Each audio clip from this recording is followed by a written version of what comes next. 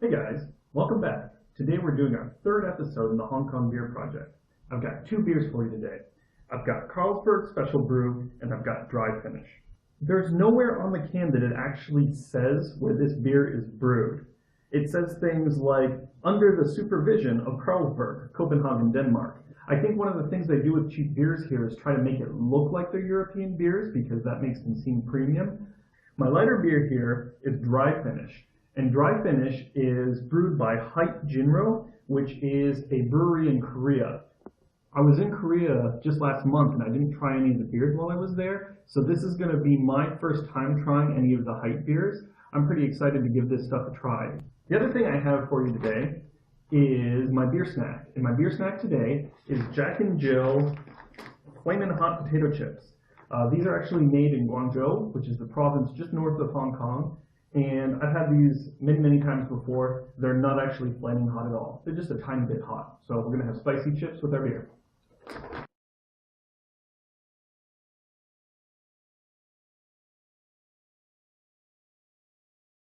What we got on the pour here is a slightly amber yellow beer, a little bit less pale than the other beers I've reviewed so far. Very quick head dissipation off the top of the beer. It came out with large bubbles, no foamy consistency, and it just dissipated. I've got bubbles still, so this is going to be one of the more effervescent beers that I've rated so far. Let's go ahead and try smelling this beer. Well, so far it's really living up to the name dry. I'm not getting a lot of really sweet flavors coming in as I smell the beer. I can actually tell that there's hops in this beer. Not a lot of them, but I think that's part of the dryness. The fact that there's not a ton of overwhelming sugar and malt smell coming at me clears the way for me to actually be able to smell a little bit of hop coming off of this beer. It comes in clean, not very sweet, dry, as you'd expect based on the name. It makes me think a little bit of a Pilsner, and then it fades through a bit of a clean, bitter taste, but there's nothing weird in the aftertaste. After swallowing the finish on this beer, it turns a little bit oaky, and eventually you get really slight hints of a metallic flavor. It's not overpowering and it's not bad. The oak really lingers though. It stays a long time. Your next sip of this beer is almost certainly going to be colored by that oaky aftertaste that you had from the last sip. There's not an overwhelming power of sweetness. The grain flavor tends to be a little bit more on the straw side than the really sweet cloying flavors we've had in some of the other beers. Even in tasting, I can't detect the type or character of the hops, but I kind of feel like they're there. There's a little bit of hop bitterness coming at me. Well-balanced beer, especially in this price range. The word that came to mind when I was trying to describe the mouthfeel was seltzer. It's like a seltzer water. It's a little bit astringent. It's definitely not oily or creamy or tongue coating in any way. It's a tiny bit astringent, but without being soapy at all. My snack for today is Jack and Jill Flaming Hot Flavored Potato Chips.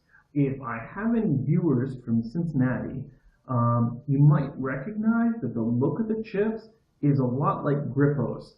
Maybe significantly less spice powder than Grippos have. I love those Grippos spicy potato chips. These two really work together.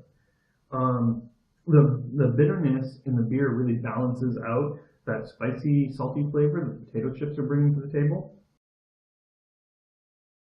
Alright guys, the Dry Finish is an all-around winner right now. It's good with snacks, it's good on its own, it has a little bit of hop character, and it's the first beer that I've had that had a hop character that didn't come with a bunch of other defects that made the beer more or less undrinkable. So I'm really pleased with Dry Finish.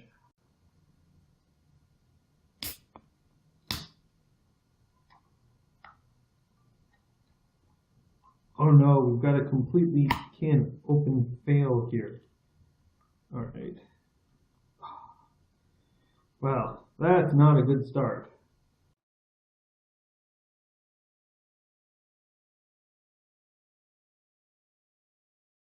It was tiny in the first place, it dissipated quickly. We've got a good bit of fizz going on here. So right now this is my darkest and cloudiest beer that I've tried so far. Sweet. Sugary. No hops, a little bit malty. There's a slightly sour fermentation type smell, but it doesn't smell bready at all. If I had to guess what was in this beer based on the smell, I'd be saying corn and barley and not much else.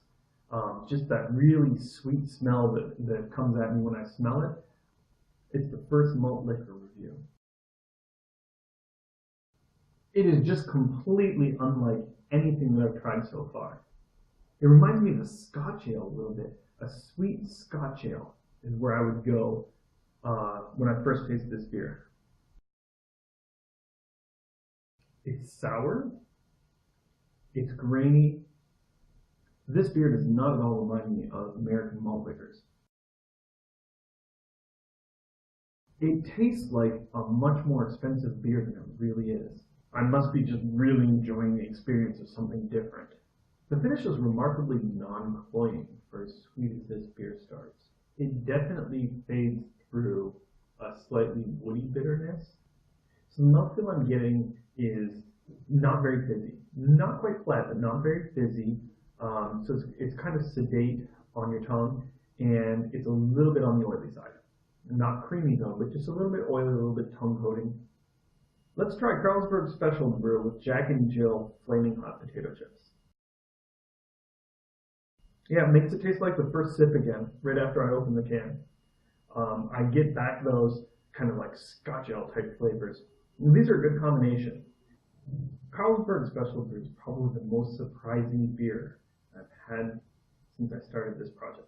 I mean, we're talking 8.6% alcohol here, and without the kind of strong hoppy flavor that would balance out a double IPA, and yet it's still drinkable. I think that's an achievement. So dry finish, my new daily drinker beer, and Carlsberg Special Brew, the best malt liquor I've ever had. This is great. I don't have beers in the fridge yet for my next video. If you guys have some suggestions of what I should drink next, let me know. Otherwise, I'll be heading down to my 7-Eleven and just grabbing whatever's next on the shelf. I intend to move my way through that whole beer fridge at 7-Eleven before we're done here. The next video should be out by Saturday at the latest. Maybe, if I have some time, I'll manage to get a midweek video in. I want to thank Josh, who commented on episode 2, for giving me a list of places where I can get great Hong Kong and imported draft brews delivered right to my door here in Hong Kong. Thank you for watching. I hope you're enjoying these beer reviews as much as I do. Bye-bye.